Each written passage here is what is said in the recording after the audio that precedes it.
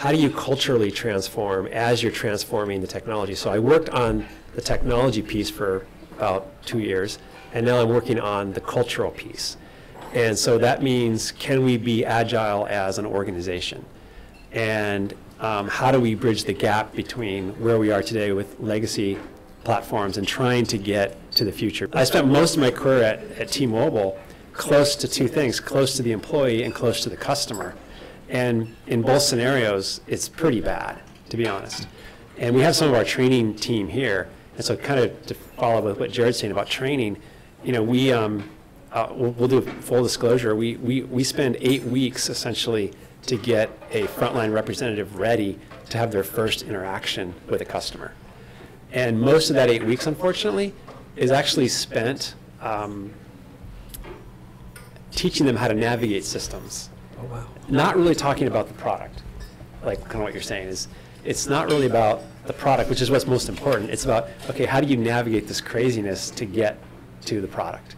And that's a very frustrating thing. And as a former VP of Learning and Development, it's really near and dear to my heart to fix that, because I feel like I'm involved in the biggest bait and switch in the world, because we hire at least 5,000 people a year just onshore in the US, and we put them through this 8 weeks of training. And guess what? When they show up, they're so excited. I'm working at T-Mobile, and you guys have these cool T-shirts, and it's so awesome. And they get here, and then we put them down in the training, and they're looking at a screen that is maybe just a little north of a green screen. It's not pretty.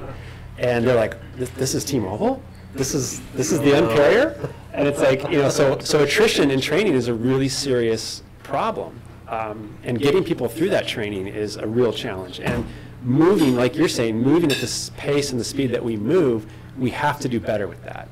And so a lot of work is being done to try to bridge the gap in those areas and prepare us to culturally be a transformed company, so we can work in an agile manner with squads and tribes and all of the things that are associated with that more modern approach to business. I think one of the things we're most excited about is we go live with one variation of what we're doing with WalkMe, I think it's next week, fingers crossed.